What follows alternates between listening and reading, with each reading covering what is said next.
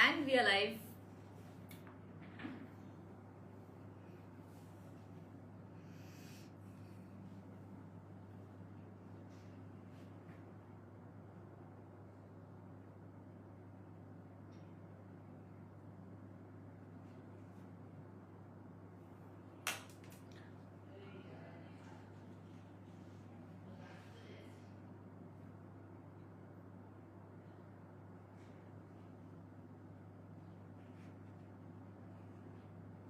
Hi Disha, hi Gandhali.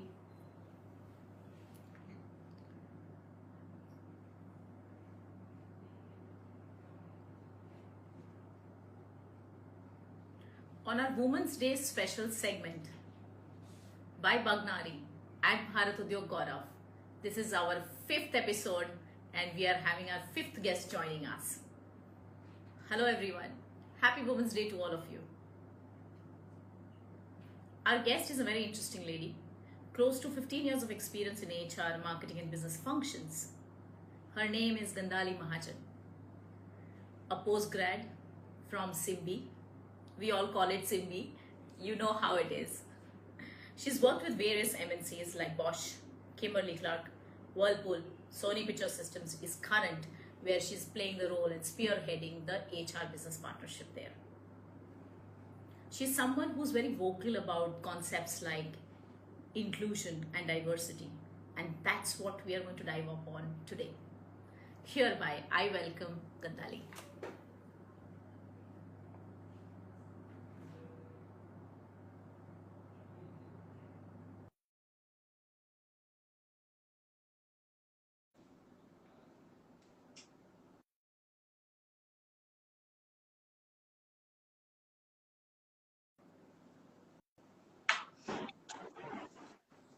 Hello, hello.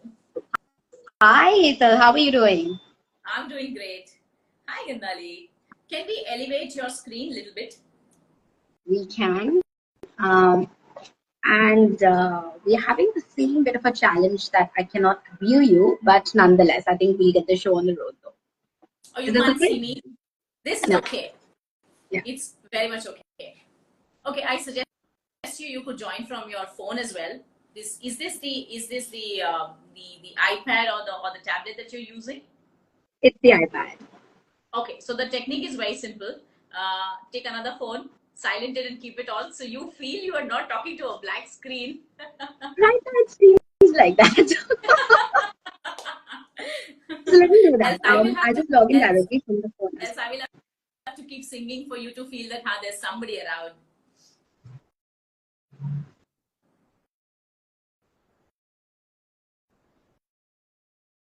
Priya Agarwal, Myra, Preeta, Shakya.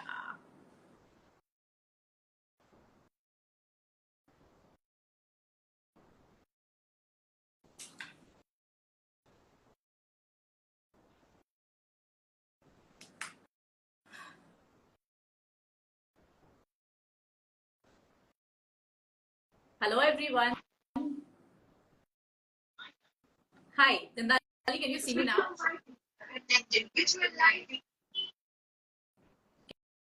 Can you see me now? No. Okay, so let's do one thing. I'll try to be as loud as possible, and we'll try to sail this through. So let me introduce you once again. Guys, we are here with Gandhali Mahajan. She happens to be a decade and a half in HR, a Simbi postgraduate, has worked with multinationals length and breadth. She's been and spearheading the spectrums like marketing and HR functions and talent acquisition and so on and so forth. She's also been a product head at APAC for almost 2 business divisions and grown the businesses to about 56%. Oh my God, we're talking to someone who is a go-getter. Can't wait to have more conversation to you. So Gandhali, happy Women's Day. Thank you so much, Ethel. And wish you a very happy Women's Day, and wish everybody who's watching this also a very, very happy Women's Day. Lovely to have you around. So Gandhali, help our audience understand that in HR, in marketing, How is it? I know for sure that gender neutral and gender sensitivity is always there, but where do you see women leaders and women in this spectrum? So I'll tell you, Hetal, one thing that I genuinely admire about all the female folks that are presently in the workspace, I think it's a lot of kudos that has to be given to the generation that was there before us, because today we are actually in a much better space in terms of how it was previously, right? Like they really have done so much and they've given us so much voice that now it's up to us how we also generate more voice for the next upcoming generation. And I see that in the field of HR. When you see our roles, we talk to the generation up. So the women who are now in, let's say, positions of power, right? Like they are heading and spearheading HODs and our department heads. You can see that their struggle was so much different from the struggle that the younger generations going through. Their struggles was literally breaking those glass ceilings. It was about getting that voice, getting that one position that would be opened up for them. And now what they are doing is they are creating the right conversations, and they have created those right conversations for women so that it becomes easier for women to get maybe not one particular role, but maybe open up 2 or 3 more opportunities for them. And now it's with other women also coming into those roles that they're able to step it up, they're able to prove their mettle, and now they are creating more conversations down the line, right? So what's happening is that opportunity is being given, opportunity is being leveraged and utilized, and now we are scaling it up. So you see the pyramid of conversations actually moving up from the previous conversations that were there. So it's a very beautiful space and journey right now we are in, but definitely more spaces to go. Yeah, More spaces right. To go. From bottoms to top to bottom, there is good amount of succession planning happening, and this is being done in the most wisest of the manners. And unless until you encourage anybody and you leverage yourself and you move on to the another field, you can't allow anybody else to grow. So the seed is only up and above. There's nothing below. It's in that manner. So that's interesting to know from you. Women in particular, in certain functions, do you see they add more meaning, or I think it has become the border is completely gray now? I mean, it's completely blurred now. Keeping in mind that men, women, other genders, everybody is contributing towards goal. Sorry, Hetal, I was unable to hear you in the middle. Could you repeat that point again? And my cat's also jumping on the table. Hi, what's the name of your cat? This is Tiger for everybody to know. He's being a bit of a pest at the moment. Oh, so lovely. Okay, so the question that I was raising to you was an inclusion question. People from men, women, they are at the leadership roles and they're all there. Is there a particular function or a particular work vertical where you see them very predominantly women oriented, or they have more of men over there? Is there any specific thing right now? Yeah. I think there's a very natural tendency that has kind of happened over a period of time in the enabling functions. So you definitely do see women, much more women in the enabling functions than, let's say, more revenue-led functions, which would be your sales. Whether it's an aspect of pressure, whether it's an aspect of, some jobs are easier than others, you do see a skew. But at the same time, you kind of are seeing a lot of women and also a lot of men encouraging newer entrants and more diversity into each of the, what do you call, teams. And at the end of the day, that's also the merit of having a more well-composed team, right? You don't want a skew only in one area. Yes. So it's also how organizations are looking at it, and they of course push a certain number saying that it should be a little balanced. But at the same time, at this moment, we do see a skew, but that skew is also slowly, steadily changing with the number of intakes that are happening. So in the long run, you'll kind of see it even out. And you also find a lot of women now wanting to get into more high pressure roles, because that's the place where they want themselves as well. That's so true. In HRBP function, you have a lot of HR analytics coming in, and there is a lot of performance matrices which take place. How do women fight it out there? Do they break ceilings? Sorry, you'll have to repeat that question once more. In performance matrices, and in HR analytics, you see a lot of women breaking the ceilings, right? Are they really head bent? Are they really strong enough to conquer and then ensure that, yes, my performance is the best, get me the HOD, get me the director role? Yeah. I think we see that quite often. We do. And I'll also share a very interesting perspective with you. So there is a lot of myth around the fact that, in the boardrooms and especially in the HR discussions, that there's a percentage of promotions for women that are put out. While there is a cut that's kind of looked at it, but there's never a push that happens unless and until it's meritorious. So what is now happening is that you are having more conversations around it, because see, it's a very natural thing, right? At the end of the day, if all the HODs are men, it's a very typical thing that you're going to appreciate certain strengths that only men have. It's a very natural thing. There's nothing against it. It's a very natural thing that happens. So what happens is your nomination automatically comes for them only, because those are the strengths that are getting appreciated. But at the same time, in the conversations, if you bring out a conversation around a particular person's strength and whether that strength helps in the diversity of thought, in bringing more meritorious processes into place, into bringing more creative processes into place, or creativity of how you want to do and look at a thing, then that's the idea of bringing more women into that team leader position. And that's the conversation that is actually getting driven in those boardrooms. So coming back to your point, do women ask for it? Definitely you see a shift. But I was more alluding to the boardroom conversations, which is a belief that, oh, there's a number and there's a target that people have and they're trying to push those targets. That's not the case. The conversation is getting driven, but it's only getting granted when a person has actually is meritorious enough to get it. Lovely. Interesting to know that MNC is not only MNCs, other companies are also doing so. Yeah. Could you cite any In fact, I'll tell you something. In one of my organizations, I remember that I got one of the elevated positions very fast and very early on in my career. And I remember my everybody around me was, oh, this happened because she's a female. And, I got very mad about it. I said, listen, I've deserved it. I've worked really hard for it. And why shouldn't I get it? And let anybody come back and, tell that to my face. And I remember the HR folks at that time coming in and telling me, why we want you to speak about it, like come and, talk in diversity forums. You're one of our fast track candidates. Come and talk about it. And I was very averse to it. I said, listen, I don't want to be known as a diversity candidate. I want to be known only for my merit. I only want to be known for my work. And what was interesting was I actually stepped back from that. I said, I will only prove myself through my hard work and I'll only prove myself through my merit. And I don't want to talk about diversity and I don't want to be a part of your journey and your branding, etc.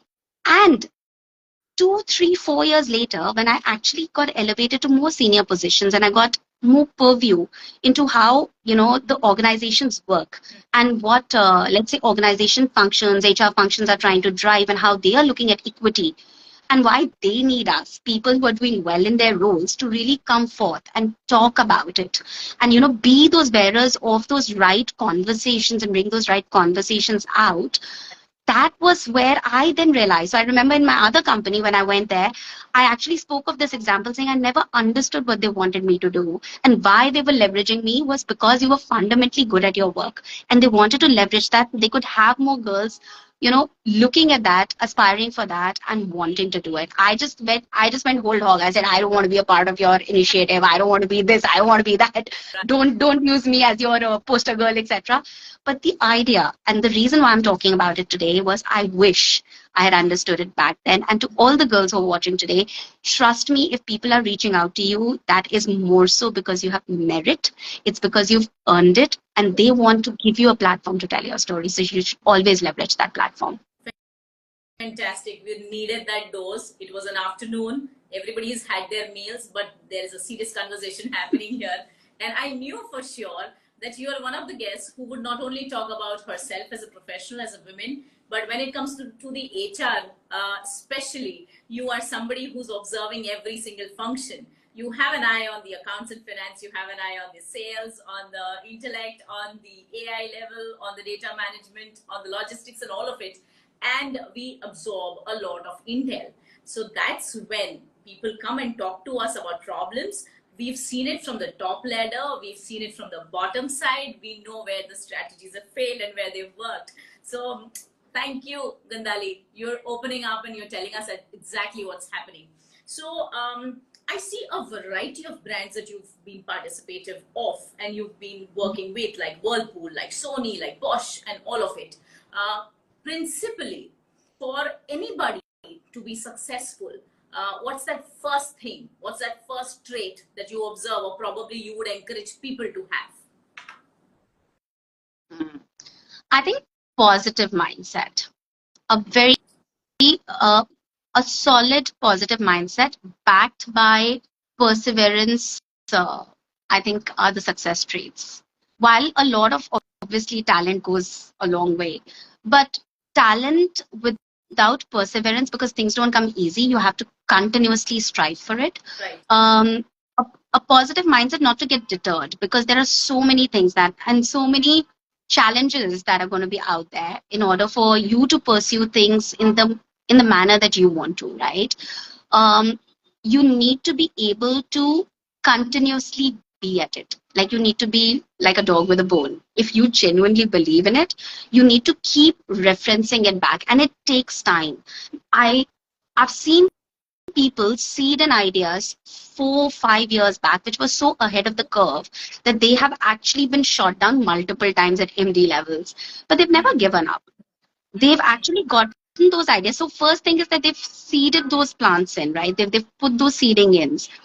And then over a period of time, they've continuously referenced it back. So with that perseverance, they've actually been able to establish new organizations, new entities within those large companies. They've been able to build absolute new entities out of it. But it's taken a good 4-5 years, but they've never given up. Those are the people that have actually seen succeed, that they've continuously been at it while they've been doing other roles. But the main vision that they've had, they've never let go of that vision, and they've never let all the noise, all the sound bites, the noise that is easy for you to deter, they've never let that deter them. So is that a certain level of a personality? Are you taking us to personality A, personality B? You and I know what it is, but let our audiences also know that there are specific personalities who fall under this particular bracket and they never give up. What is it? And that'll be your personality A. Your personality A will always be driving for a lot of different things. There'll always be those particular personalities that are right out there, making sure that they're at it, they're absolutely going at it. But I'll tell you honestly, Hetal, in my experience and across variations, perseverance is one thing, and the positive mindset is where I've seen people just succeed and flourish in different roles. Mm-hmm. And in those aspects, you actually don't need to be a personality A or a personality B type, because those are just aspects and attitudes that you carry, which will just help you succeed in any of the roles that you're doing. Yes, so true. So we often talk in talent acquisition and in the HR field that there are soft skills and hard skills, and hard skills can be attained, especially when you take any kind of a program or you get sponsored by the company. Yes. Just very mentioned right now about positive mindset, about perseverance, which comes under soft skills and all. Are there organizations like the one in which you are right now taking a step ahead, ensuring that these kind of soft skills are programmed, are punched into slab wise, to managerial cadre wise? There are different training centers. Does that happen? And is it more further evolved? If so, we would like to know more. Yeah, so I think in most of these organizations, particularly in MNCs, you'll always have this kind of a build that's there in terms of trainings, right? Yeah. And the trainings, for example, would be either on the role basis, that means on where you are presently, and this is what we will always say for career planning, where you are presently, where you want to be, there'll always be a bit of gap, right? So we'll always tell a person that, for example, if I'm at a manager position today, but my aspiration is to move to a senior manager position. So we'll always say that, there'll be a description of where you want to go. So what is the competency? Where are you presently? Having that conversation, knowing where the gaps are. And then the whole idea is of with the entire organization, what do you call being in place, there's entire competency management that is done, a competency directory that's there, where then you will be assigned those particular trainings.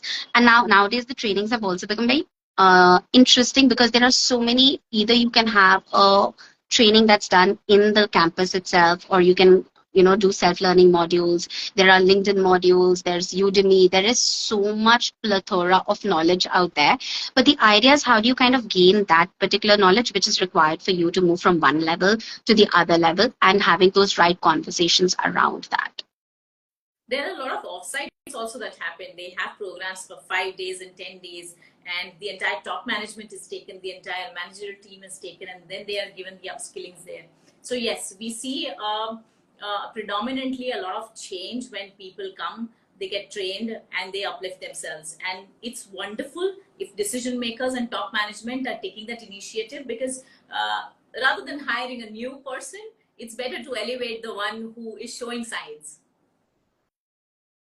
What is your take, Gandhali, on getting fresh crowd into the system, and how often should a company do that?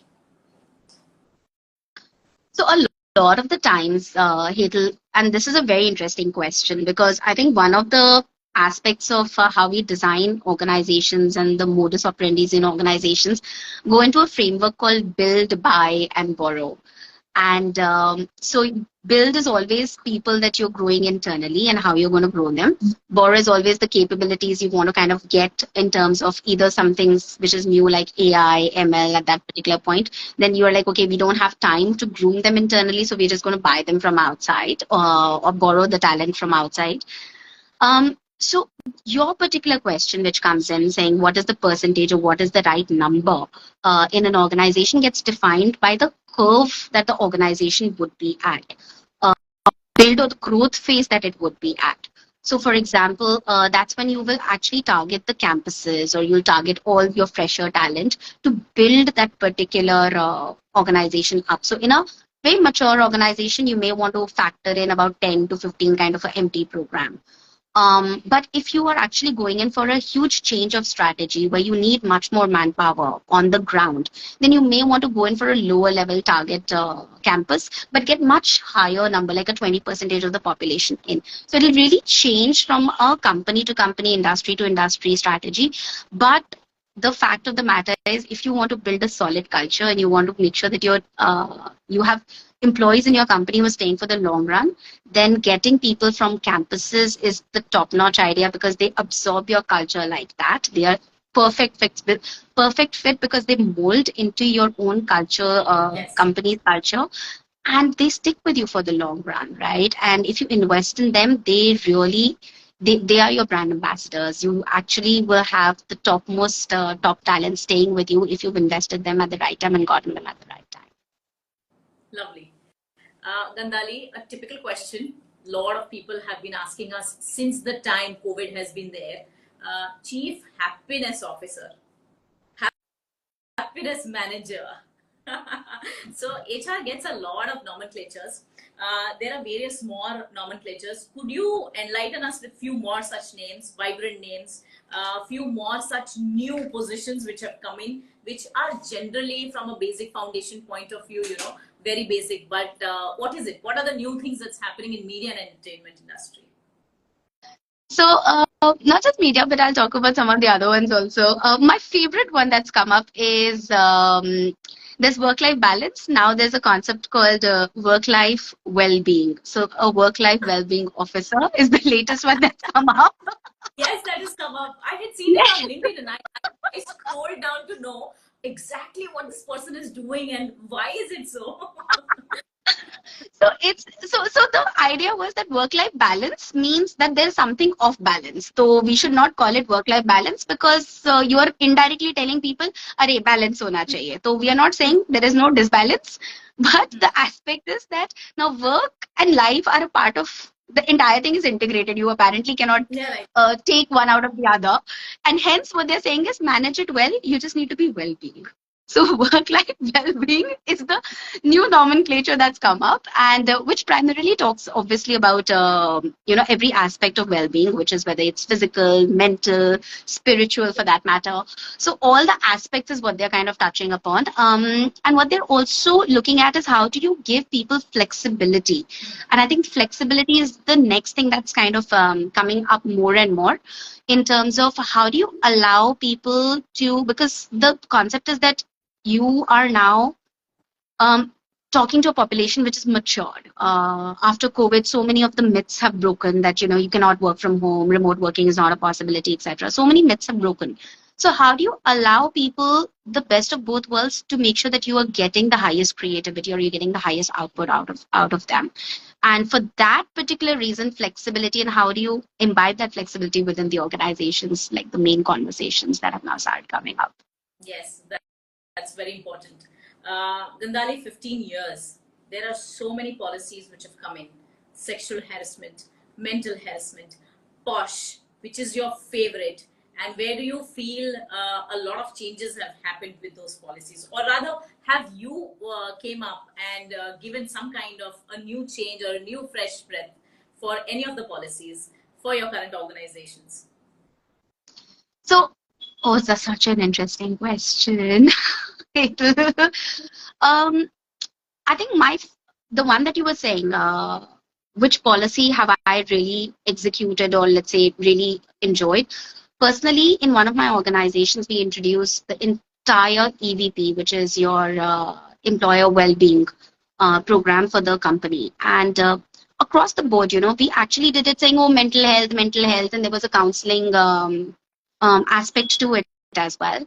One of the myths that got broken for me was when a lot of the women from the organization picked up the phone to thank me for introducing that initiative.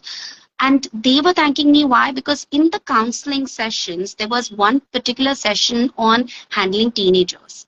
And we did not know that parenting, and particularly parenting of teenagers, was going to be our highest subscribed counseling session. That was such an interesting insight, because we actually thought it's well-being, right? And people are going to use it to crib about multiple different things or talk about multiple different things and managerial issues, etc. But it actually turned out to be women who landed up using it the most, and they landed up using it for advice on how to become better parents. So that was one which was a beautiful one, which was an eye-opener for me. The second, which was an eye-opening one for me, was Bosch. And Posh become very sensitive, right? So to a lot of people who might not know, Posh is your sexual harassment policy that exists in most of the companies by the nature of the law that itself is there.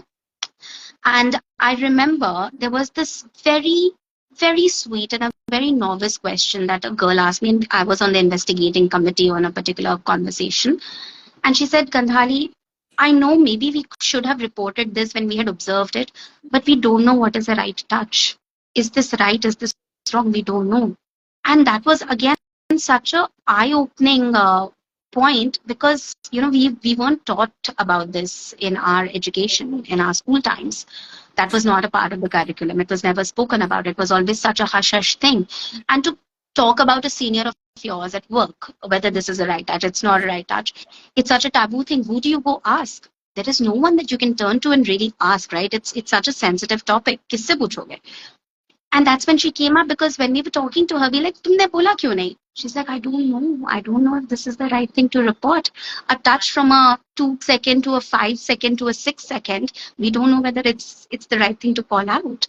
And it was such an eye-opening point, and it led to a whole intervention happening, whole trainings happening around it, telling them what is okay, what's not okay. But it was extremely eye-opening for us, and that's one of my favorite policies, because I think the place that you work, you should feel safe there. The day you don't feel safe there, then we are not doing our jobs right. So rightly mentioned. So during my days, early days of management, I was going to Mahape, which was Vashi, and I used to stay at Nepean Road, which is at South Bombay. So early morning at 7 o'clock, you end up taking a shuttle service, moving to your IT company. Now, very similar to that, I had a girl who used to engineer, young, fresher engineer who used to get inside with me into the shuttle service. And I happened to notice that in the evening, she would stop sharing her return along with us because the shuttle services in the morning at a particular time, evening at a particular time. So I happened to ask her, she became a good acquaintance and friends. And I said, I don't see you in the evenings, joining with us, returning home. So she happened to mention to me that a very kind boss of mine is dropping me home. So I'm like, oh, that's so nice. People are becoming gentlemen and they're doing this. Then I don't know, something happened to me and I asked her again after a few days, what's happening? So she said that, you know what, he's been so nice to me that I'm also trying to spend time with him. And I asked her, why are you spending time with him? So she said, no, he's obliging me 2 hours. He used to stay somewhere in Navi Mumbai, but he used to ensure to travel till her, drop her till Dadar. That's when I had to take her aside and explain to her that men can be gentlemen. They might show you at workspace that we are obliging you, we are becoming chivalrous towards you, and we are taking you to your home, we are dropping you and all that, but there could be a hidden agenda.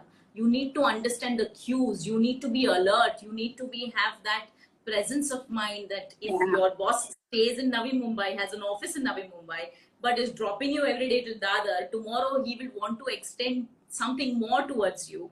And the lady had already started having coffees with him. And it was very difficult for me because I was almost on a verge of losing a friend. And after 6-8 years on LinkedIn, she messages me that there's this new policy of Bosch, and I was so naive during my early days. And thank you so much for making me realize this. So this happens in the very early days of women. If they have had very good guy friends, and if they have had very good boyfriends around, they naturally would feel that all men are good and nice to me. Same is the case for women who have bumped across men who are kind of cruel, who are kind of, not chivalrous, who've been mean to them. So then they will always position another man who's having a little bit of a sign of an alpha man. They will feel, oh, this is a very dominant personality and he's going to curb me, he's going to control me, and so on and so forth. But girls, Gandhali is from HR. I've also had a stint in HR. We would just like to tell you, have slight bit of common sense. If you sense little bit also of an extra effort being made, please talk it out in your circle. You would realize there are some people who are taking that agenda. I think there have been cases where women have also been tough in the conference room and they have used it to the benefit. There were cases, I would not want to quote, but there is a very big retail brand where a lady at an assistant manager level absolutely screwed the case of a CFO, and she ensured that all the dishonest things that she was doing with the data and the number crunching that she was doing there, she turned it completely different using the Bosch policy and saying that my CFO is not having the right kind of intention towards me, and he made me do this. And the husband, the CFO, his wife, they lost the home. Their child was having confidence issues and all of it, just because of this minor thing. So it's very delicate at times, but I hope a lot of us don't fall prey to this. Just to be alert. This would be just a suggestion from our end. That's there. Absolutely. So, Gandhali, we have spoken a lot about profession, media entertainment, HR, people, skills. I would like to know how Gandhali is personally. I saw you were having a cat around you. You were having fun with the cat. What is it as a woman that makes you elated? Because we live in metros, we live in cities, we are hard workers. So when we come back, what makes you let loose? I think definitely playing with my cat. And apart from that, I quite enjoy reading with a nice cocktail. So I would say I'll tinker around with something or the other and make something whimsical and kind of kick back whenever I do get the time. But that's generally where I would invest my time and whenever I do get a chance. And of course, because of the profession, watching some good content. That's lovely. So I see the size of the books are thick to smaller. I can't read that well. But which is the genre you like most in reading? I'll either psychology or science fiction. Wow, this is interesting. This is interesting. That's good to know. So Gandhali, we are nearing our time to closing the segment. I would want one advice that you could give to any startup company. They might not have the budget to have a full-fledged HR resource to happen, or a vertical to start with. What are the basics that a person can start with as an entrepreneur or as an MSME, which is at a micro level? What would you tell them? Basic things to start off with and have an independent HR vertical later on. I think the first thing is to make sure that you are getting your first line, which believes in the same values as you. So value hiring, particularly in a startup, matters a lot. And then with that second thing, what I would say is how you and empower them then to build their next line. But get the sort of people who understand your vision in a similar manner and are passionate about it, because we know people take cuts, because startup is where a lot of people, you require a lot of passionate people, and people are willing to come for cuts to startup, because at the end of the day they have a hunger for making something which is their own, to see something from scratch, to be a part of something larger, to see that come to life. So get the right people with the right hunger and the right value system as you are as a leader, and I think that startup will do fantastically well. And don't try to scale faster than it needs to scale. Okay, give it time, give it pace, go with Give it method, time. have the right people coming Give in. it time. But Give it time. All good things. Rome was never built in a day. Yeah, right. So true. So Gandhali, wishing you once again Happy Women's Day. I really appreciate your entire time giving to us. And we are Naari here. We appreciate Bakshiros like you. We'd love to have you more and take more further deep dive into HR, into talent acquisition. But right now we are very off time. Thank you so much to be with us. Thank you so much, Chetal. It was a pleasure. I was talking to a blank screen the whole time, but it was such a lovely conversation. Yes. Okay. Thanks. Bye-bye. Ciao. Thank you. Bye. Bye.